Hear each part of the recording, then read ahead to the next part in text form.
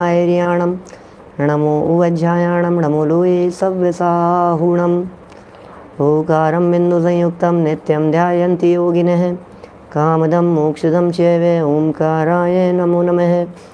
अविरल शब्द घनोग प्रक्षालित सकल भूतल मलकलंकः मुनिभिरुपासित तीर्था सरस्वती हरतु नो दुरितान् अज्ञानतिमिरान्धानां ज्ञानाञ्जन शलाकया चक्षुरुन्मिलितं येन तस्मै श्रीगुरुवे नमः। श्री परम गुरुवे नमः। परम्पराचार्य गुरुवे नमः। सकल कलुष विध्वंसकं श्रेयसां परिवर्धकं धर्म संबंधकं भव्य जीव मनः प्रतिबोधकारकं पुण्य प्रकाशकं पाप प्रणाशकमिदं शास्त्रं श्री संयम प्रकाश नामधेयम् अस्य मूल ग्रंथ कर्तारे श्री सर्वज्ञ देवास्त उत्तर ग्रंथ कर्तारे श्री गणधर देवा प्रतिगणधर देवा तेषां वचनानुसार मास आचार्य श्री कुंद कुंदामनाय आचार्य सूर्य सागरेण विरचितं श्रोतारः सावधानतया शृण्वन्तु। मंगलम भगवान वीरो मंगलम गौतमो गणी मंगलम कुंद कुंदाद्यो जैन धर्मोस्तु मंगलम सर्वमंगल मांगल्यम सर्वकल्याणकारिकम प्रधानम सर्वधर्माणां जैनम जयतु शासनम जैनम जयतु शासनम जैनम जयतु शासनम। संयम प्रकाश नाम का ये ग्रंथ है। बड़ी सुंदर मार्मिक चर्चा, मार्मिक प्रकरण, एक एक विषय बहुत अच्छे से स्पष्ट करते चले जा रहे हैं। सम्यक दृष्टि ज्ञानी जीवों की चर्चाएं चल रही थी और सम्यक दृष्टि सम्यक दर्शन के साथ साथ सम्यक ज्ञान से भी युक्त होते हैं। उनके सम्यक दर्शन में क्या चिंतन होता है, उनकी दृष्टि में क्या चिंतन होता है, इस बात को बताने के साथ साथ यह भी बतलाएंगे कि सम्यक दृष्टियों का ज्ञान केवल ज्ञानियों के ज्ञान की बराबरी करता है। ओहो, क्या क्या गजब बात कह रहे हैं। सम्यक दृष्टियों का ज्ञान केवल ज्ञानियों के ज्ञान की बराबरी करता है। कौन है जो इस तरह की बात कहे भैया? ज्ञानियों की बातें हैं, ज्ञानियों का चिंतन है, ज्ञानियों की दृष्टि है, ज्ञानी किस तरह से देखते हैं। देखिए यहाँ जो प्रकरण चल रहा है, पेज नंबर मैं आपको बतला दूँ। इसी संयम प्रकाश ग्रंथ में पेज नंबर है 95 नंबर पेज पर। और आज का जो ये प्रकरण है, ये प्रकरण बड़ा गजब का है। सम्यक दृष्टि के बंद नहीं होने का कथन। सम्यक दृष्टि के बंद नहीं होता। वाह, सम्यक दृष्टि के बंद नहीं होता। प्रकरण तो ये है कि सम्यक दृष्टि के बंद नहीं होता। और जब विषय को नीचे उतर करके देखते हैं तो पता लगता है कि सम्यक दृष्टि जीव चौथे गुणस्थानवर्ती जो सम्यक ज्ञानी हो गया है, उस सम्यक ज्ञानी का ज्ञान और केवल ज्ञानी का ज्ञान दोनों वाले एक समान है। श्रुत ज्ञान केवल ज्ञान है, स्यादवाद केवल ज्ञान है। गजब गजब के शब्द हैं। समंत भद्राचार्य के आप्त मीमांसा के वचन है ये। स्यादवाद केवल ज्ञाने सर्व तत्व प्रकाशन है। अभी पढ़ेंगे नीचे, अभी बीच वाली हेडिंग है अपनी यहाँ, सम्यक्त्वी के बंद नहीं होने का कथन। सम्यक दृष्टि ज्ञानियों के बंद नहीं होता, यह कथन यहाँ कहा जा रहा है। देखें, जिस समय आत्मा का निज स्वभाव सम्यक दर्शन प्रकट हो जाता है, जिस समय आत्मा का स्वभाव प्रकट हो गया, निज स्वभाव प्रकट हो जाता है, उस समय अज्ञान अंधकार मूल से नष्ट हो जाता है। मिथ्यात्व चला गया, सम्यक दर्शन प्रकट हो गया, आत्मा का स्वभाव उत्पन्न हो गया और अज्ञान अंधकार मूल से नष्ट हो गया। माने जब यह जीव सम्यक दृष्टि होता है तो सम्यक दृष्टि हो जाने के बाद उसका अज्ञान रूपी अंधकार पूरी तरह से नष्ट हो जाता है। क्या उसी का नाम सम्यक ज्ञान है? क्या उसी का नाम सम्यक ज्ञान है? सम्यक दर्शन आत्मा का स्वरूप है, सम्यक ज्ञान भी आत्मा का स्वरूप है। आत्मा शुद्ध स्वरूपी है और शुद्ध आत्म तत्व के स्वरूप को यथार्थ रीति से पहचानना, उस पर भरोसा करना, इसका नाम सम्यक दर्शन। और उसी यथार्थ सम्यक दर्शन पूर्वक जो यथार्थ ज्ञान हुआ, उसका नाम है सम्यक ज्ञान। अज्ञान अंधकार मूल से नष्ट हो जाता है।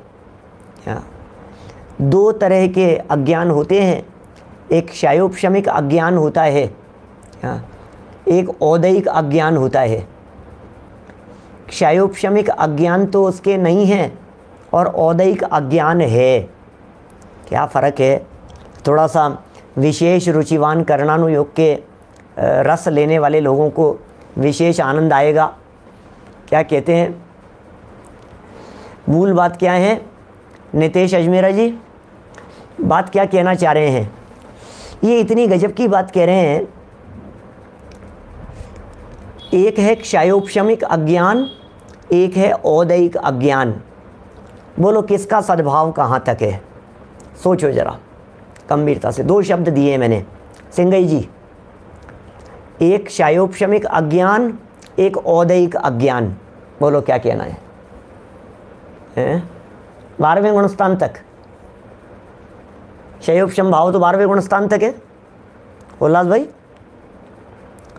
क्षयोपशम भाव तो 12वें गुणस्थान तक होता है, तो क्या क्षयोपशमिक अज्ञान 12वें गुणस्थान तक है? नहीं, 13वें तक तो खैर हो ही नहीं सकता है अज्ञान, क्योंकि 13वें में तो केवल ज्ञान है ना, इसलिए 13वां तो केवल ज्ञान हो गया। 12वें तक होने की संभावना है। लेकिन सुनो, 12वें तक जो अज्ञान है वो औदैहिक अज्ञान है। जगनेश भाई बराबर, 12वें गुणस्थान तक औदैहिक अज्ञान है। और बोले क्षयोपशमिक अज्ञान, क्षयोपशमिक अज्ञान 3रे गुणस्थान तक का है। 3रे गुणस्थान तक क्षयोपशमिक अज्ञान है, क्योंकि 4थे गुणस्थान से है तो ज्ञान क्षयोपशमिक, 5वें वाला भी क्षयोपशमिक है, 6ठे 7वें और 12वें गुणस्थान तक भी क्षयोपशमिक है, लेकिन वो क्षयोपशमिक अज्ञान नहीं है। क्षयोपशमिक अज्ञान 3रे गुणस्थान तक, और उसके बाद क्षयोपशम ज्ञान है, सम्यक ज्ञान है। इसलिए क्षयोपशमिक ज्ञान कहते हैं उसे। यहाँ जो ये कह रहे हैं अज्ञान अंधकार मूल से नष्ट हो गया, इसका मतलब क्षयोपशमिक अज्ञान का नाश हो गया, ऐसा क्षयोपशमिक अज्ञान चला गया। उसी का नाम सम्यक ज्ञान है। उस सम्यक दृष्टि का वे श्रुत ज्ञान, गजब के वाक्य हैं, उस सम्यक दृष्टि का वह श्रुत ज्ञान चाहे थोड़ा हो या बहुत, क्या फर्क पड़ रहा है छावड़ा जी साहब? सम्यक दृष्टि का ज्ञान कम हो या ज़्यादा हो कोई फर्क नहीं पड़ता है, कोई फर्क नहीं पड़ता है। क्या कह रहे हैं धर्मेंद्र जी? बिल्कुल, वो ज्ञान में बदल गया वो हमारे धर्मेंद्र जी कोटा वाले। तो ये क्या बात कह रहे हैं? ये वो ज्ञान में बदल गया। क्षयोपशमिक अज्ञान 3रे गुणस्थान तक, अब वो क्षयोपशमिक ज्ञान हो गया, क्षयोपशमिक सम्यक ज्ञान हो गया। क्षयोपशम ज्ञान तो है लेकिन वो सम्यक ज्ञान है। अभी ये बहुत गजब वाक्य दिया, श्रुत ज्ञान चाहे थोड़ा हो या बहुत हो, आपको क्या करना है? ज्ञान कम हो या ज़्यादा हो, उससे क्या फ़र्क पड़ता? नहीं साहब, ज्ञान तो ज़्यादा होना चाहिए साहब, ज्ञान ज़्यादा की कुछ महिमा ही अलग ही है। क्या ज्ञान तो ज़्यादा होना चाहिए। सुनो, श्रुत ज्ञान चाहे थोड़ा हो या बहुत, वे बहुत पदार्थों के सच्चे स्वभाव को जैसा का तैसा जानता है। सारे पदार्थों को, कम है तो भी यथार्थ जानता है, ज़्यादा है तो भी यथार्थ जानता है। क्या? कम है तो भी यथार्थ जानता है, ज़्यादा है तो भी यथार्थ जानता है। श्रुत ज्ञान, इसका मतलब कम और ज़्यादा से फ़र्क नहीं पड़ता, सच्चा है या झूठा है, वो इम्पोर्टेंट बात है। यदि सम्यक दृष्टि पूर्ण श्रुत ज्ञानी हो तो वे केवल ज्ञानी के बराबर है। लो, सम्यक ज्ञानी, सम्यक दृष्टि पूर्ण श्रुत ज्ञानी हो तो वे केवल ज्ञानी के बराबर है। ये क्या कह रहे हैं? केवल ज्ञानी के बराबर है। अंतर यह है कि केवल ज्ञानी तो पदार्थों को वे उनकी त्रिकालवर्ती अनंतानंत पर्यायों को प्रत्यक्ष देखता है। केवल ज्ञानी तो त्रिकालवर्ती पदार्थों को देख रहे हैं, त्रिलोकवर्ती पदार्थों को देख रहे हैं, आलोक सहित देख रहे हैं, भूत भावी की पर्यायों को देख रहे हैं, अनंतानंत पर्यायों को देख रहे हैं और प्रत्यक्ष देख रहे हैं। और श्रुत ज्ञानी पदार्थों के स्वभाव को श्रुत ज्ञानी पदार्थों के स्वभाव को तथा उनकी जो कुछ पर्यायें होती हैं उनमें से कुछ को परोक्ष रूप से जानता है। बस भाई साहब, प्रत्यक्ष और परोक्ष का फ़र्क है, स्वरूप में कोई फ़र्क नहीं है। जैसे वो बात कहते हैं ना, अंधा मिश्री खाए और आँखों वाला मिश्री खाए, मिश्री के स्वाद में कोई फ़र्क नहीं है।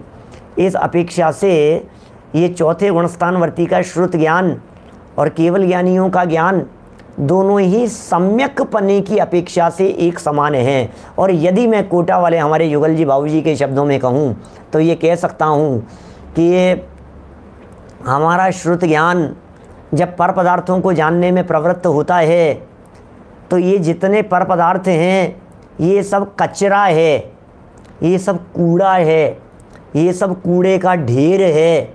सुनना, ध्यान देना, बात पॉइंट बतलाता हूँ एक महत्वपूर्ण, कि इसको जाना, उसको जाना, इसको जाना, दुनिया भर की बातों को जान लिया, उपयोग हमारा इसको जानने में उसको जानने में लग रहा है। बोले क्या जानने से क्या हासिल हो जाएगा, ये सब कचरे का ढेर है। अब सुनो गजब का वाक्य, श्रुत ज्ञान थोड़े कचरे के ढेर को जानता है और केवल ज्ञान बड़े कचरे के ढेर को जानता है। क्या फ़र्क है दोनों में? कचरे के ढेर को जानने में ही तो, अरे कचरे के ढेर का मतलब जो देखना नहीं चाहते, कचरे के ढेर का मतलब अप्रयोजन भूत, कचरे के ढेर का मतलब जिसको देखने की भावना नहीं है, कचरे का ढेर मतलब जिसे देखते ही दृष्टि हट जाए, काई को देखें, जो देखने योग्य नहीं है, इसका नाम है कचरे का ढेर। बोलो, कम कचरे का ढेर देखना पसंद है कि ज़्यादा कचरे का ढेर देखना पसंद है? अरे भाई, हमें कचरा नहीं देखना है, हमें तो अंदर का आनंद देखना है, स्वभाव देखना है। प्रभु परमात्मा ज्ञायक भगवान आत्मा को देखना है, और ज्ञायक भगवान आत्मा को देखने की दृष्टि से केवल ज्ञानी भी अपनी आत्मा को देख रहे हैं और श्रुत ज्ञानी भी अपनी आत्मा को देख रहे हैं। पर को जानने से क्या फ़र्क पड़ रहा है? बोलो। देखो भाई साहब, बिल्कुल ऐसा है, जब अपने में अपनापन हो जाता है तो फिर बाकी सब कितने हैं, क्या संख्या है, क्या स्थिति है, अपने को क्या लेना देना। अपनी दृष्टि अपनी बैलेंस शीट के ऊपर है। क्या हमारी दृष्टि जब हमारी बैलेंस शीट के ऊपर है तो फिर दूसरे की बैलेंस शीट में क्या है उसे देख करके हमारे को क्या हासिल हो जाने वाला है? कुछ भी लाभ तो होना नहीं है, कुछ भी हासिल तो होना नहीं है। जो कुछ भी हो सो हो, हमें क्या करना है उसका? कहते हैं कहाँ, जाने दो यार, होने दो यार, क्या करो, अपने को क्या करना है उसका? कुछ भी हो भाई साहब। भाई साहब, नीचे से रोड पर से गाड़ियां उठा करके ले जा रही हैं ट्रैफिक पुलिस वाले, सब नो पार्किंग में खड़ी हुई थी, गाड़ियां उठा करके ले जा रहे हैं। अब आप तुरंत, आपकी भी गाड़ी थी, आप नीचे दौड़ते हुए गए, आपको अपनी गाड़ी वहाँ खड़ी हुई मिल गई।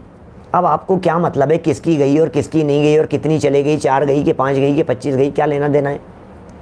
अब आपकी तरफ से 2 जाए चाहे 2000 जाए।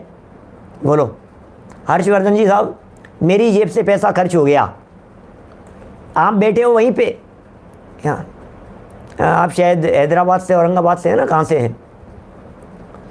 तो आप जहाँ बैठे हैं वहीं हैं और मैं यहाँ बैठा हुआ हूँ। अब आपका हमारे से किसी तरह का कोई लिंक नहीं है, वक्ता श्रोता के अतिरिक्त और कोई संबंध नहीं। अब हम ये कह रहे हैं हमारे यहाँ से, हमारे पास में से 2000 खर्च हुए कि 20,000 खर्च हुए कि 2 लाख खर्च हुए, आपको क्या फ़र्क पड़ता है? कितना फ़र्क पड़ता है बताओ? हो गए होंगे, अपने को क्या मतलब है यार, किसने कितने खर्च किए, क्या लेना देना है? अपने को क्या करना है उनसे? क्या किसने कितने कमाए, उससे अपने को क्या लेना देना है? कौन किसको देख रहा है, उससे हमारे सुख दुख का कोई संबंध नहीं है। इसी तरह से जगत के पदार्थों को जानने से सुख दुख का संबंध नहीं है, लेकिन पदार्थों के स्वरूप को जानने से सुख दुख का संबंध जरूर है। सम्यक दर्शन से पदार्थों को यथार्थ जान लिया जाता है और सम्यक ज्ञान के माध्यम से उनके स्वरूप को जान लिया जाता है। ये इफेक्ट करता है यहाँ। ये देखिए, अंतर यह है कि केवल ज्ञानी तो पदार्थों को व उनकी त्रिकालवर्ती अनंतानंत पर्यायों को प्रत्यक्ष देखते हैं, और श्रुति ज्ञानी क्या करते हैं? क्या पदार्थों के स्वभाव को और कुछ पर्यायें होती है उनको, और उनमें से कुछ को परोक्ष रूप से जानते हैं। मतलब इतना ही फर्क है। स्पष्ट पने तथा अल्प पने की अपेक्षा कमी अवश्य रहती है। श्रुत ज्ञान में इतनी क्लियरिटी नहीं है, श्रुत ज्ञान कम पदार्थों को जान रहा है, पदार्थ कम जानने में आ रहे हैं, अल्प रूप से जानने में आ रहे हैं, परंतु विपरीत अभिनिवेश तो दोनों में नहीं है, संशय रहित तो दोनों ही हैं। इसकी अपेक्षा से श्रुत ज्ञानी का ज्ञान व केवल ज्ञानी का ज्ञान समान है, क्योंकि दोनों में विपरीतता नहीं है, दोनों में संशय नहीं है, दोनों संशय और विपरीतता से रहित हैं। क्या केवली और श्रुत केवली दोनों का ही ज्ञान विश्व तत्व प्रकाशित करने वाला है, कहा भी है। आप्तमीमांसा का 105 नंबर का श्लोक, क्या आप्तमीमांसा का 105 नंबर का श्लोक कह रहे हैं यहाँ, जरा देखिए। स्याद्वाद केवल ज्ञाने, बड़ा गजब का श्लोक है, याद भी कर लेना चाहिए। स्याद्वाद केवल ज्ञाने सर्व तत्व प्रकाशने भेद। देखिए क्या कह रहे हैं, भेद साक्षात साक्षाच अन्यतमं भवेत्। क्या कह रहे हैं, सर्व तत्वों को स्याद्वाद अर्थात श्रुत ज्ञान और केवल ज्ञान दोनों प्रकाशित करते हैं। सर्व तत्वों को, क्या सारे ही तत्वों को स्याद्वाद भी प्रकाशित करता है और श्रुत ज्ञान और केवल ज्ञान दोनों प्रकाशित करते हैं। भेद इतना है स्याद्वाद में और केवल ज्ञान में। स्याद्वाद श्रुत ज्ञान का पर्यायवाची है, विनोद दोषी जी, स्याद श्रुत ज्ञान का पर्यायवाची है। विनोद दोषी जी, स्याद्वाद श्रुत ज्ञान का पर्यायवाची है, क्योंकि केवल ज्ञान में स्याद्वाद नहीं होता। केवल ज्ञान स्याद्वाद ही नहीं है। स्याद्वाद, स्याद्वाद शब्द है ना, ये स्याद्वाद, वाद शब्द का अर्थ होता है बोलना, स्यात माने है किसी अपेक्षा से, तो स्याद्वाद किसी अपेक्षा से बोलना, ये कहलाता है स्याद्वाद। जब कथन किसी अपेक्षा से किया जाता है तो उसे स्याद्वाद कहते हैं। स्याद्वाद वाणी का काम है, अनेकांत वस्तु का स्वरूप है। क्या दो शब्द कह रहा हूँ, स्याद्वाद वाणी का काम है और अनेकांत वस्तु का स्वरूप है। अनेकांत वस्तुएं, स्याद्वाद उस अनेकांत वस्तु को बतलाने वाली वाणी है। स्याद्वाद वाणी है और अनेकांत उस वाणी के द्वारा बतलाई जाने वाली वस्तुएं। वस्तु त्रिकाल है, वस्तु में अनंत धर्म है, वस्तु में अनंत गुण हैं, वस्तु में अनंत शक्तियाँ हैं, वस्तु के अनंत स्वभाव हैं, और वस्तु के उस अनंत धर्मात्मक स्वभाव को जब वचनों के माध्यम से कहा जाता है तो एट ए टाइम पूरा नहीं बोला जा सकता है, एक समय में एक ही बात कही जा सकेगी। इसका नाम है स्याद्वाद। तो स्याद्वाद वस्तु और अनेकांत वस्तु का स्वरूप। स्याद्वाद वस्तु को बोलने वाली वाणी, स्याद्वाद शब्द, स्याद्वाद में वचन व्यवहार है और वस्तु जैसी है वैसी है। देखिए जब कभी ऐसा बोलते हैं ना, एक सावधानी बतलाता हूँ, लोग ऐसा कहते हैं स्याद्वाद और अनेकांतवाद। क्या क्या कहा? स्याद्वाद और अनेकांतवाद, क्या फ़र्क है भाई साहब स्याद्वाद और अनेकांतवाद में? अब मैं कहूँगा स्याद्वाद और अनेकांतवाद एक ही है, कोई फ़र्क नहीं है। अभी ध्यान देना, बारीक बात कह रहा हूँ, थोड़ा सा उपयोग एकाग्र करना, समझ में आएगी। कैलाश चंद्र जी साहब, स्याद्वाद और अनेकांतवाद, अनेकांत नहीं, अनेकांत के साथ में वाद शब्द लगा दिया तो अनेकांतवाद तो स्याद्वाद का ही पर्यायवाची है। आप अनेकांतवाद कहो या स्याद्वाद कहो, एक ही बात है। लेकिन जब हम कहते हैं स्याद्वाद और अनेकांत, वाद नहीं अनेकांत, तो फर्क है। लोहाड़ी जी पकड़ में आ गई बात। अनेकांत वस्तुएं, लेकिन अनेकांतवाद जब बोल दिया, वाद माने बोलना, तो अनेकांत का जो प्रतिपादन किया वो अनेकांतवाद हो गया। क्या? तो अनेकांत का जो प्रतिपादन किया, जैसे अनेकांतवाद कहा, इसी को तो स्यादवाद कहते हैं, यही तो स्यादवाद है। इसलिए स्यादवाद और अनेकांतवाद में कोई फर्क नहीं है, लेकिन जब अनेकांत की चर्चा करते हैं तो हर वस्तु वत्तु अणे अंतम, क्या णय मूलम वत्तु अणे अंतम, ऐसे बहुत गजब का श्लोक है माइल धवल के लिखे हुए, इस तरह के बड़ी गजब गजब की बातें हैं। उसमें वो कहते हैं दाऊ वाये रसोत है णय मूले अणे अंते, माने जय सत्ताणम आई सम्मतम तह तवाई गुण निले धाऊ आए रसोत है णय मूलम अणे अंते, ये माइल धवल आचार्य का श्लोक है। क्या क्या कहा देखो, वापस बोलता हूँ। जय सत्ताणम आई सम्मतम च तवाई गुण निलये धाऊ आए रसोत है णय मूले अने अंते, क्या परमागमस्य बीजम निषिद्ध जात्यंध सिंदुर्विधानम सकल नय विलसितानाम विरोध मथनम नमाम्यनेकांतम। ये वस्तु है, ये वस्तु स्वरूप है, या अनेकांत है। अभी ये कह रहे हैं श्रुत ज्ञान की अपेक्षा से श्रुत ज्ञान लागू होता है स्यादवाद में, या स्यादवाद जहाँ है वो श्रुत ज्ञान में ही होगा। केवल ज्ञान में अपेक्षाएं नहीं होती, केवल ज्ञान में मुख्यता गौणता नहीं होती, केवल ज्ञान में नए नहीं होते। केवल ज्ञान तो है जैसा है, केवल ज्ञान तो है जैसा है, बस स्वरूप उस केवल ज्ञान का। तो केवल ज्ञान की तो बात छोड़ दो। अब जो स्यादवादी हैं, हम आप जैसे लोग, बात बात के झगड़े हैं भाई साहब, कहने कहने के झगड़े हैं, और लेना देना क्या है, किसने क्या कह दिया और किसने क्या कह दिया। विवाद किस बात का है? विवाद तो कहने का ही पड़ रहा है ना, विवाद किस बात का पड़ रहा है? क्या ये जो विवाद पड़ा है, ये बोलने का विवाद है, ये कहने का विवाद है, और कहने में तो क्रम पड़ता है। नहीं साहब ये पहले क्यों और ये बाद में क्यों? भाई साहब बोलने में तो क्रम पड़ेगा भाई साहब। कक्षा में बैठे हुए स्टूडेंट्स का यदि नाम लेंगे हम तो क्रम से ही लिया जाएगा, क्या कर सकते हैं।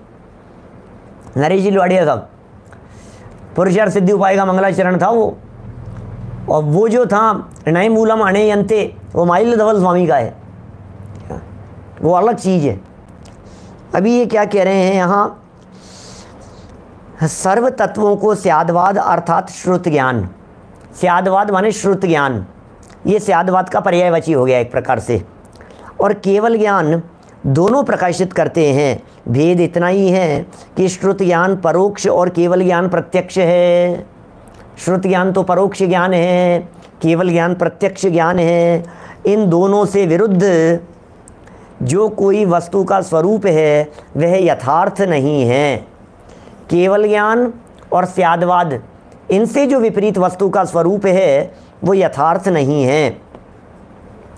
श्रुत ज्ञान का जो इतना महत्व प्रकट किया है, इसका कारण सम्यक दर्शन ही है। श्रुत ज्ञान को क्यों इतना हाईलाइट किया गया, श्रुत ज्ञान को क्यों इतना महत्व प्राप्त है? केवल ज्ञान की, इसकी सम्यक दर्शन की वजह से। वो सम्यक ज्ञान सम्यक दर्शन की वजह से महिमावान है, क्योंकि उसके बिना चाहे कितना भी ज्ञान हो वह सब झूठा है। ओहो, वो सब का सब झूठा है, चाहे 11 अंग और 9 पूर्व तक का ज्ञान ही क्यों न हो। क्या क्या बातें कह रहे हैं भाई साहब। जैसे सम्यक दर्शन नहीं है, अब तुम 11 अंग का ज्ञान हो चाहे 9 पूर्व का ज्ञान हो, अथाह ज्ञान प्राप्त कर लिया, सारा का सारा ज्ञान झूठा है। इसका मतलब एक पॉइंट बतलाता हूँ, कई बार कहता हूँ वाक्य, ज्ञान की अधिकता की कीमत नहीं है। क्या? अरे साहब बहुत ज्ञान है साहब, अरे बहुत ज्ञान है भाई साहब, बहुत ज्ञान है। ज्ञान की अधिकता की कीमत नहीं है। ज़्यादा ज्ञान इम्पोर्टेंट नहीं है, ज़्यादा ज्ञान की ज़रूरत नहीं है। हमें ज़्यादा ज्ञान नहीं चाहिए, इसलिए हमें ज्ञान बढ़ाने में नहीं लगना है। हम लोग क्या करते हैं, ज्ञान बढ़ाओ ज्ञान बढ़ाओ, अरे बहुत ज्ञान बढ़ गया साहब, बहुत ज्ञान बढ़ गया साहब, बहुत नॉलेज बढ़ गई। अब और ज्ञान लेंगे और जान लेंगे और जान लेंगे। अरे भाई क्या दुनिया को जानेगा? सारे दुनिया को जानना छोड़ करके अपने आत्मा को जान ले तो लोकालोक ज्ञान में अपने आप झलकेंगे। सकल नए विलसितानाम, सारे के सारे नए, सारे के सारे गुण धर्म शक्तियाँ सबके सब ऑटोमेटिक झलकेंगे। किसको? एक आत्मा को जानने के बाद सारा लोकालोक झलकता है। और दुनिया को जानने जाओ तो कुछ जानने में नहीं आता है। हम ज्ञान बढ़ाने में लग रहे हैं, ज्ञान को बढ़ाना नहीं है, ज्ञान की निर्मलता चाहिए। क्या? ज्ञान का विकास नहीं चाहिए, ज्ञान की वृद्धि नहीं चाहिए, ज्ञान का क्षयोपशम नहीं बढ़ाना है। जितना प्राप्त ज्ञान है उस प्राप्त ज्ञान में निर्मलता होनी चाहिए, उस प्राप्त ज्ञान में क्वालिटी होनी चाहिए, उस प्राप्त ज्ञान में भेद विज्ञान होना चाहिए, उस प्राप्त ज्ञान में स्वयं और पर का बराबर निर्णय होना चाहिए। तो करने योग्य काम क्या है? स्वयं और पर का निर्णय ही करने योग्य है। बस स्वयं और पर का निर्णय, इतना सा काम है और कुछ नहीं। थोड़े से भी काम हो जाएगा। एक चिंगारी काफ़ी है। बोलो, बारूद के ढेर को जला देने के लिए कितनी ज़्यादा आग चाहिए आपको? एक चिंगारी मात्र चाहिए। सम्यक ज्ञान की एक ज्योति किरण, उसकी प्रकाश, उसकी टिमकार रोशनी की रंच मात्र भी जागृत हुई तो बोले अज्ञान अंधकार को सदा सदा के लिए विध्वंस कर देगी, नष्ट कर देगी। काम हो जाएगा। और क्या करना है? इतना सा चाहिए। हमारे बहुत सारे साधर्मी लोग, बुजुर्ग लोग सुनते हैं, ऐसे पंडित जी याद नहीं होता, पंडित जी याद नहीं होता, पंडित जी क्या बताएं पंडित जी, हमारे तो बस अपने तो बस याद नहीं होता। कोई बात नहीं यार, याद नहीं होता है तो दिमाग मत लगाओ। निज को निज, पर को पर, इतना तो याद रहेगा। तुसमास भिन्नम, मयंक जी इतना तो याद रहेगा। देह और आत्मा का पृथक बोध कर लो, इतना तो याद रहेगा। मैं कौन हूँ इतना तो याद रख लो, बस मैं कौन हूँ इतना काम हो गया। और इससे ज़्यादा क्या याद रखना है? मैंने शायद कल परसों भी इस तरह की बात कही थी। मेरे इस वाक्य को सुन करके स्वच्छंद मत हो जाना, ठीक है यार फिर तो अपन तो कुछ नहीं करते, ऐसा नहीं। आपके पास क्षयोपशम है। न्यूज़पेपर्स में यदि उपयोग लगाते हो तो जनवाणी में उपयोग लगाना चाहिए। दूरदर्शन के अंदर यदि समय ज़्यादा बिताते हो तो देव दर्शन में, जिनेंद्र देव की प्रतिमाओं को देखने में, निहारने में हमें अपना उपयोग लगाना चाहिए। समय लगाओ, बैठो, तीर्थ क्षेत्रों की वंदना करो, कोई ऐतराज नहीं है। क्यों? शिमला घूमने के लिए जाता है, नैनीताल मसूरी घूमने के लिए जाता है, इधर भी जा भाई, समय शिखर जी जा वंदना करने के लिए, जाओ जरा देखो जिनेंद्र देव की प्रतिमाओं को, उसमें अपना रूप निहारो जरा। वे प्रतिबिंब की तरह हैं, उन्हें देखने से उनमें अपना रूप दिखाई देता है। कहाँ समय? दुकान में समय देता है, बिजनेस में समय देता है, विषय कषाय में समय देता है। तो भैया यदि आप अपने आत्मा में रह सको तब तो बहुत अच्छी बात है। तब तो हम आपको डिस्टर्ब नहीं करेंगे। फिर हम आपको ये नहीं कहेंगे कि आप शास्त्र स्वाध्याय करो, आप प्रवचन सुना करो, क्योंकि आप तो आत्मा में हो। क्या क्या जो आत्मा में रह रहे हैं उसको कोई दिमाग लगाने की ज़रूरत नहीं है। लेकिन जो आत्मा से बाहर निकला तो अब कहाँ जाऊं, अब कहाँ जाऊं? इष्टोपदेश का श्लोक है ना, पीछे आया था एक प्रकरण, इष्टोपदेश का शुरुआती श्लोकों में ही है, वहाँ प्रकरण दिया है। किसी व्यक्ति को कहीं रुक कर के इंतज़ार करना था तो क्या करें बोलो? धूप में खड़े रह कर के इंतज़ार करने की अपेक्षा छाया में खड़े रह कर के इंतज़ार करना ये ज़्यादा ठीक है।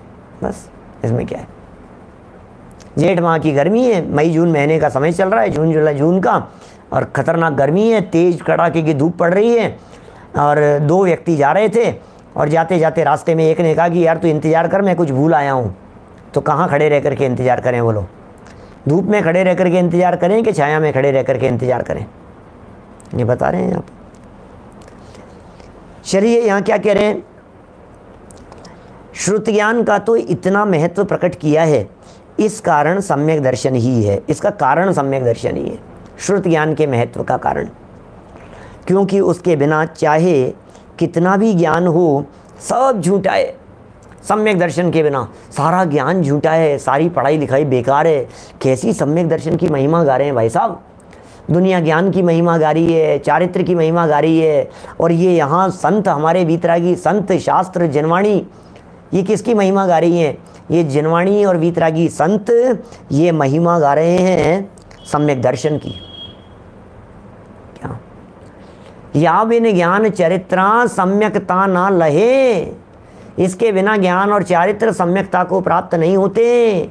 सो दर्शन धारो भव्य पवित्रा, ऐसा दौलत राम जी कहते हैं। ऐसे सम्यक दर्शन को हे पवित्र जीवों तुरंत धारण करो, तुरंत अंगीकार करो। कौन से सम्यक दर्शन को? जिसके बिना ज्ञान और श्रद्धान सच्चे नहीं होते। क्या यदि आप ये चाहते हो कि आपका ज्ञान सच्चा ज्ञान हो जाए, यदि आप ये चाहते हो कि आपका चारित्र सच्चा चारित्र हो जाए, सम्यक चारित्र नाम प्राप्त करे, तो बोले एक ही उपाय है, सम्यक दर्शन को साथ में रखना। सम्यक दर्शन की महिमा करें। और देखिए आगे पढ़ते हैं। सम्यक दृष्टि, एक पूरा पैराग्राफ पढ़ूंगा, भी है अपने पास में समय है ना, धीरे धीरे पढ़ेंगे, मज़ेदार है चर्चाएं। सम्यक दृष्टि के गाढ़ रुचि स्वाधीनता प्राप्त करने की हो जाती है। सम्यक दृष्टि की रुचि स्वाधीनता प्राप्त करने, अरे भैया हमें तो स्वाधीनता चाहिए, हमें तो स्वाधीनता का आनंद चाहिए, हमें तो शांति चाहिए, इसकी हो जाती है। वह आत्मिक सुख में परम रुचिवान हो जाता है। क्या आत्मिक सुख प्राप्त करने की उसकी रुचि हो जाती है, गाढ़ रुचि हो जाती है। आत्मिक सुख में वो परम रुचिवान हो जाता है। सम्यक दृष्टि ज्ञानी जी आत्मा के अलावा उसको और कुछ रुचता नहीं है। वह अपने को निरंतर शुद्ध अनुभव करता है। चतुर्थ गुणस्थान अविरत से लेकर ऊपर के गुणस्थानवर्ती सब जीव सम्यक दृष्टि होते हैं। देखो बीच बीच में सिखाते भी जा रहे हैं, बीच बीच में समझाते भी जा रहे हैं, बीच बीच में पॉइंट भी बतलाते जा रहे हैं। नए नए हमारे साधर्मी जो लोग हों उनको ये बात बतला रहे हैं। एक बार सम्यक दर्शन हो जाता है तो फिर ऊपर के सारे जीव सम्यक दृष्टि होते हैं। सम्यक दृष्टि का अर्थ, सम्यक दर्शन का अर्थ अकेला चौथा गुणस्थान नहीं होता। सम्यक दर्शन 5वें गुणस्थान में भी है, सम्यक दर्शन 7वें गुणस्थान में भी है, सम्यक दर्शन 8वें 10वें गुणस्थान में भी है, 11वें 12वें गुणस्थान में भी है। अरे अनंत भगवान भी सम्यक दृष्टि हैं और सिद्ध भगवान भी सम्यक दृष्टि हैं। ये क्यों नहीं स्वीकार करते हो आप? सम्यक दर्शन क्या कह दिया? चौथे गुणस्थानवर्ती अविरत सम्यक्ति से लेकर ऊपर के गुणस्थानवर्ती सब जीव सम्यक दृष्टि होते हैं। आत्मिक बल की न्यूनता से जब अप्रत्याख्यान कषाय का मंद या तीव्र उदय होता है, क्या आत्मिक बल की प्रधानता से या आत्मिक बल की कमी से, आत्मा का बल कम हो गया, स्वभाव की सामर्थ्य थोड़ी सी कम दिखाई दे रही है, तो क्या होगा? अप्रत्याख्यानावरण का उदय होगा चौथे गुणस्थानवर्ती के। तो अप्रत्याख्यानावरण कषाय का मंद या तीव्र उदय होता है, तब वह उसको रोक नहीं सकता। अब क्या करे? अप्रत्याख्यान का तीव्र उदय है, रोक नहीं पा रहा है। सम्यक दृष्टि ज्ञानी जीव है, सम्यक दृष्टि तो हो गया है, लेकिन घर गृहस्थी चलानी पड़ती है, परिवार में रहते हैं, दुकान पर जाते हैं, सब काम करने पड़ते हैं, ये सब होते हैं भाई, क्या करें? इसलिए उदय के अनुकूल अपने उपयोग को आत्मानुभव से अतिरिक्त कार्य में लगाना पड़ता है। उदय के अनुकूल भाई साहब अजमेरा जी परिस्थिति है, क्या करें? उदय जब तीव्र होता है तो लगाना पड़ता है। आपको नहीं चाहते हुए भी आपको घर गृहस्थी के कामों में लगना पड़ेगा। लगना पड़ेगा क्या, लगना चाहिए। मैं तो ये कहता हूँ, प्रेरणा भी देता हूँ मैं। आप यदि आत्मकल्याण के मार्ग पर चल पड़े हैं तो आपको अपनी गृहस्थी को भी संभालना चाहिए। बच्चों के साथ में, परिवार के साथ में, माता पिता के साथ में, लोगों के साथ में बैठना चाहिए, उनके साथ में चर्चा करनी चाहिए। ये जवाबदारी है। नहीं मैं नहीं संभालूंगा बिजनेस, मैं नहीं करूंगा कुछ भी। नहीं भाई, हमारी भूमिका है, अभी हमें करना चाहिए। ये सब करने योग्य नहीं है, छोड़ने योग्य है, अंदर में श्रद्धान है, लेकिन भूमिका है ना भाई साहब। क्या अभी भूमिका तो है। उमाकांत जी बोलो क्या करें? मैं ज्ञानी हो गया था, मैं तो ज्ञानी हो गया, मैं तो सम्यक दृष्टि हो गया, तो अब क्या करना है? बोले न तो खाना खाऊंगा न खाने दूंगा, न बनाऊंगा न बनाने दूंगा। अब मैं तो ये कोई खाना, आत्मा का स्वाद लो ना, अतीन्द्रिय आनंद का। इसमें क्या लेना देना है आपको? क्या इस चीज़ के अंदर रस मान रहे हो आप? अब ठीक है, कोई बात नहीं, लड्डू खाओ तो खाओ। नहीं कोई नहीं खाएगा यहाँ। अरे भाई लड्डू भी खाएगा, मौज मस्ती से खाएगा भी, घूमेगा भी, सब काम करेगा, लेकिन रस उसका टूट चुका है अंदर से और बाहर में ये सब प्रवृत्तियाँ हो रही है। और इन सारी प्रवृत्तियों में अप्रत्याख्यान वर्ण का थोड़ा सा तीव्र उदय है। क्या टारगेट यदि अपना पूरा हो गया है सचिन जी, तो बिल्कुल छोड़ देना चाहिए। क्या बराबर छोड़ देना चाहिए सब, बिल्कुल क्या करना है अपने को ज़िंदगी में। यदि आपको लगता है कि आपकी लाइफ स्टाइल जैसी अभी चल रही है वैसी ही लाइफ स्टाइल आगे चलते समय, क्या कहेंगे, उसके साथ साथ मार्केट के साथ साथ पैसे की वैल्यू कम हो जाने पर भी यदि आप आगे निर्वाह कर पाएंगे आगे के समय में, तो आपको छोड़ देना चाहिए, हमें कोई दिक्कत नहीं है। लेकिन छोड़ के क्या करोगे? अभी बहुत बड़े चैलेंजेज हैं ये। लोग छोड़ने की बातें तो करते हैं मेरे सामने, मुझे जचता नहीं है ये छोड़ना। या तो आप छोड़ करके हमारे जैसे लग जाओ, तब तो आपको छोड़ने के लिए हम कहेंगे भैया ठीक है, आपको दूसरा कोई काम ही नहीं है, आपको दूसरा कोई विकल्प ही नहीं है। पढ़ना, पढ़ाना, सुनना, सुनाना, लिखना, लिखाना, यही काम है। संपादन करना, किताब पढ़ना, ग्रंथ लिखना, गाथाएं तलाशना, अनुवाद, ये इसके अलावा दूसरा कोई काम नहीं है। 100% यदि आप इसके लिए समर्पित हो जाते हैं तब तो ठीक है, लेकिन 2 घंटे से ज़्यादा तो प्रवचन में मन लगता नहीं है और दुकान जाने में पाप लगता था, इसलिए दुकान को छोड़ दिया। तो अब घर में बैठे बैठे क्या करता है?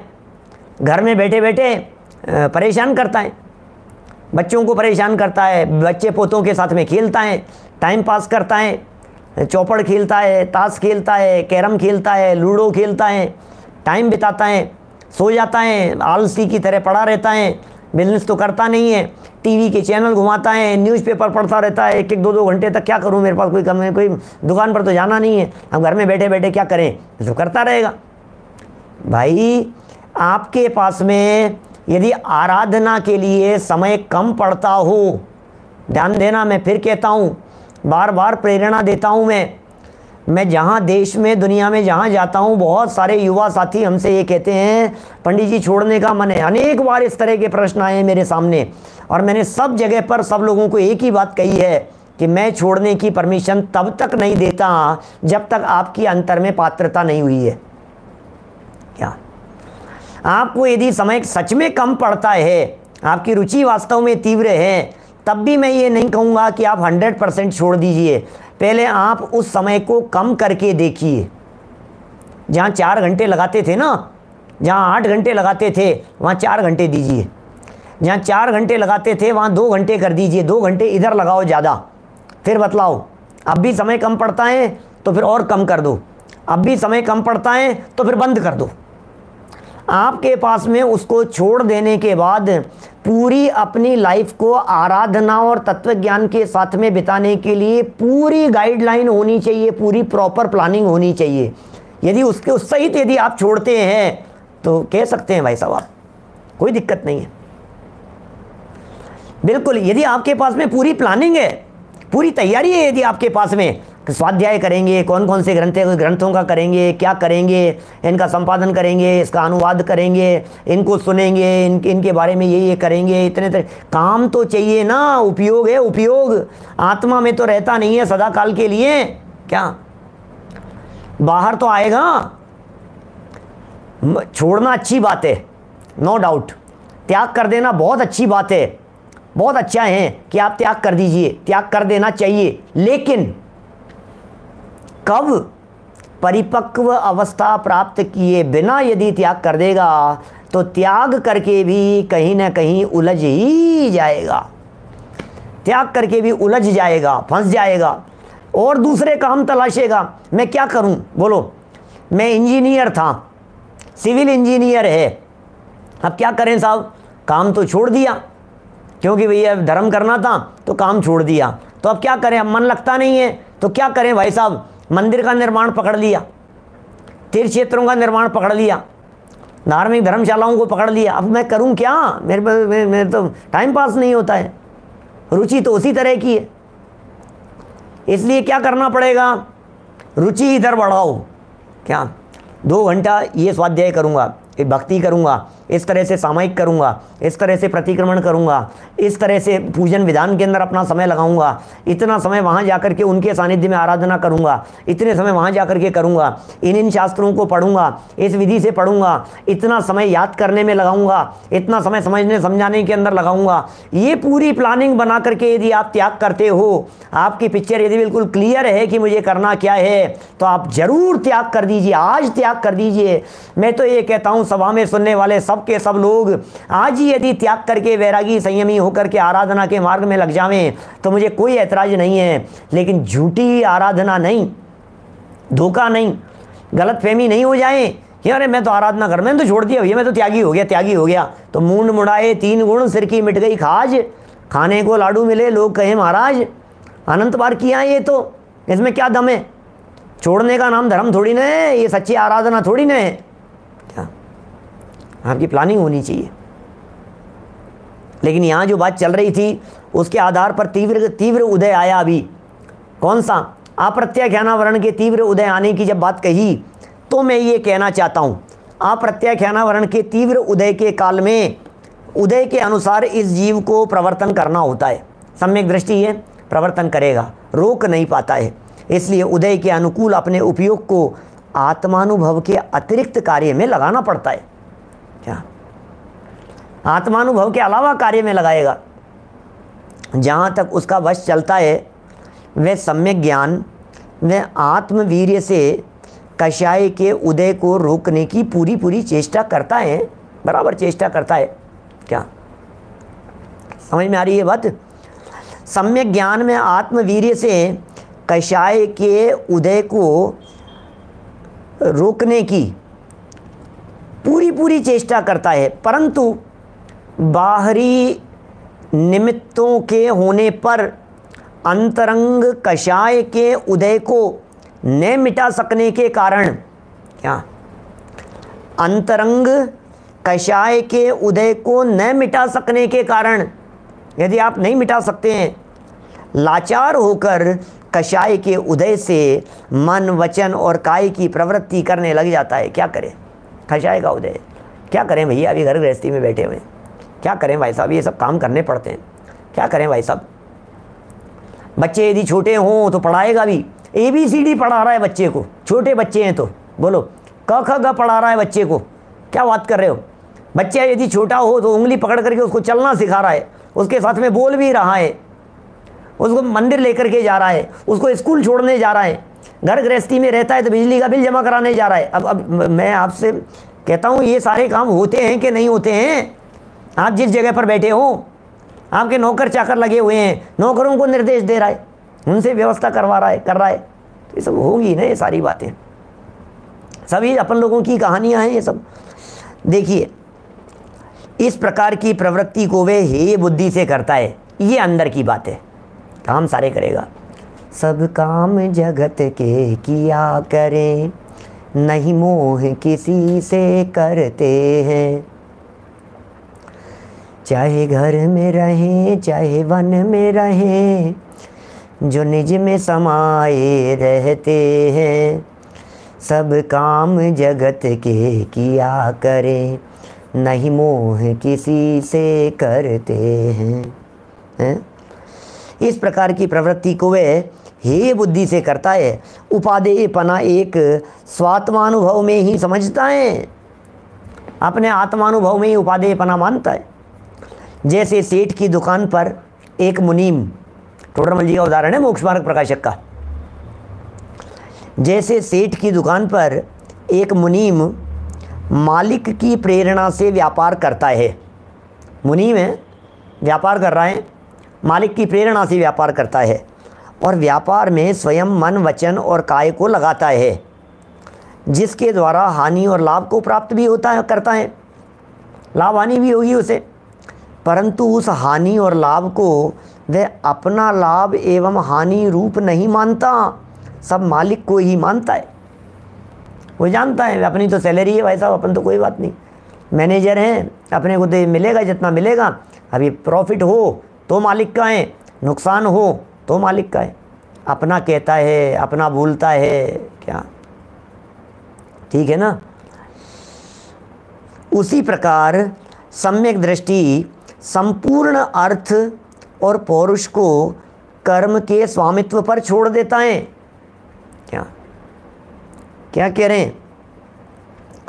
सम्यक दृष्टि संपूर्ण अर्थ और पौरुष, सारा जितना भी उसका पुरुषार्थ था, जितना भी उसका प्रयत्न था, उन सबको कर्म के स्वामित्व पर छोड़ देता है।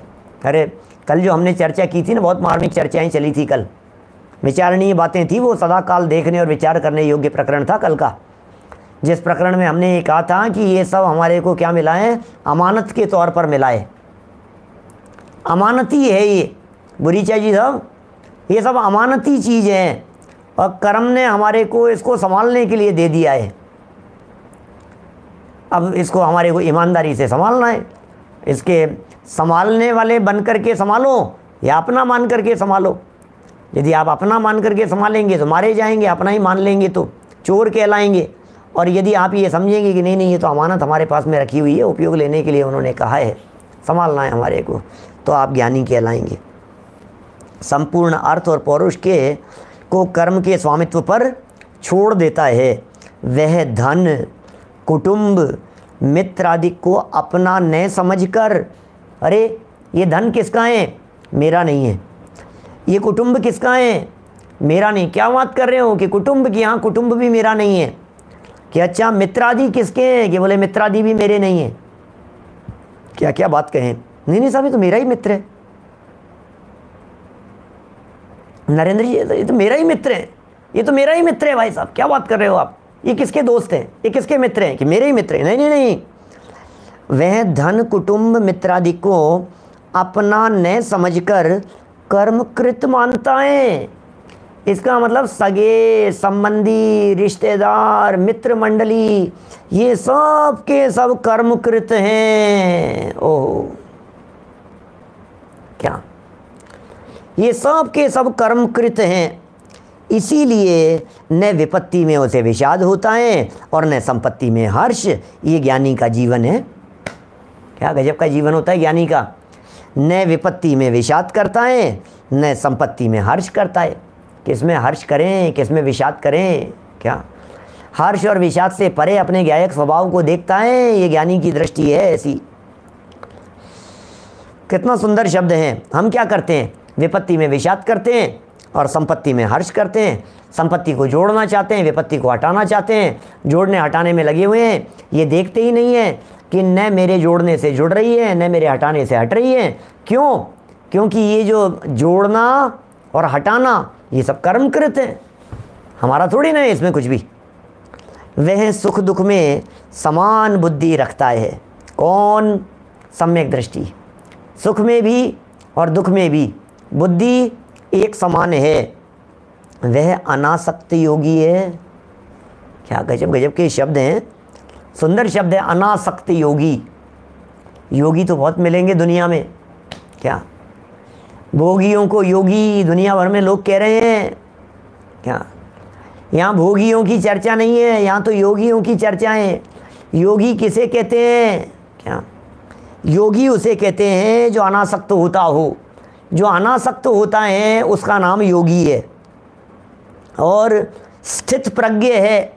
स्थित प्रज्ञ माने जिसका ज्ञान, जिसकी मति, जिसकी बुद्धि व्यवस्थित हो गई है, उसका नाम है स्थित प्रज्ञ। अनासक्त भाव से सारा काम करता है, अनासक्त भाव से करता है। क्या बोलो वज्रसेन जी साहब, कैसी गजब कह रहे हैं। अरे योगियों की चर्चाएं, योगियों की जो अनासक्त रहते हैं, भोगों से अनासक्त रहते हैं, विषयों से अनासक्त रहते हैं, पांचों इंद्रियों के विषयों से अनासक्त रहते हैं, अपने शिष्य समुदाय से अनासक्त रहते हैं, अपने भक्तों से अनासक्त रहते हैं, अपनी देह से अनासक्त रहते हैं, वे योगी कहलाते हैं। कौन है? अनासक्त योगी है। किसको कह रहे हैं अनासक्त योगी? ये मुनिराज को नहीं कह रहे हैं। पॉइंट ध्यान देना, बहुत महत्वपूर्ण बात है। ये अनासक्त योगी चौथे गुणस्थानवर्ती को कह रहे हैं। ये अनासक्त योगी घर में रहने वाले को कह रहे हैं। ये अनासक्त योगी उस सम्यक दृष्टि जीव को कह रहे हैं जो परिवार के बीच में रह रहा है, उसका नाम अनासक्त योगी है। भरत जी घर में ही वैरागी, उसका नाम है अनासक्त योगी।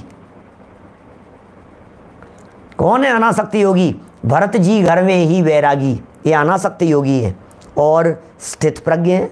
मति व्यवस्थित हो गई है भाई साहब, अपना तो निर्णय हो गया है, ज्ञान व्यवस्थित हो गया है, पर पदार्थ करते धरते नहीं है, इनसे कुछ लेना देना नहीं है, बहुत हमारी बुद्धि व्यवस्थित हो गई है।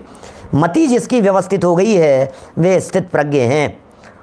उसका आत्मिक धन ज्ञान, दर्शन, सुख और वीर्यमय है। ये आत्मिक धन है, ये ज्ञानियों का अंतरंग धन है, यह आत्मिक धन है। इस धन का वो उपभोग करता है। इस तरह सम्यक दृष्टि ज्ञानी जीवों की बात कही। सम्यक दृष्टि ज्ञानी जीवों का जितना भी ज्ञान है वो सम्यक ज्ञान कहलाता है। और वो जो श्रुत ज्ञान है उस श्रुत ज्ञान को केवल ज्ञान के समान कहा गया है। जानने की अपेक्षा से, विपरीतता के निषेध की अपेक्षा से, सम्यकपन की अपेक्षा से दोनों को एक समान कहा है। कम जानने और ज़्यादा जानने की अपेक्षा से फ़र्क है, वो फ़र्क कोई मायना नहीं रखता है। थोड़ी बात की है, प्रकरण अभी और है, अभी लगभग 1 पेज तक यही प्रकरण है। फिर सम्यक्ति के कर्म बंद नहीं होने की संबंध में और विशेष बातें करेंगे। अभी जनवाणी स्तुति। निज निधि निज में बताई, यह अनंत उपकार है। उसके लिए जनवाणी माँ को वंदना शत बार, वंदना शत बार है। 9 बार नमोकार मंत्र। नमो हरिहंत्राणम, नमो सिद्धाणम, नमो आयर्याणम, नमो जयाणम, नमो सब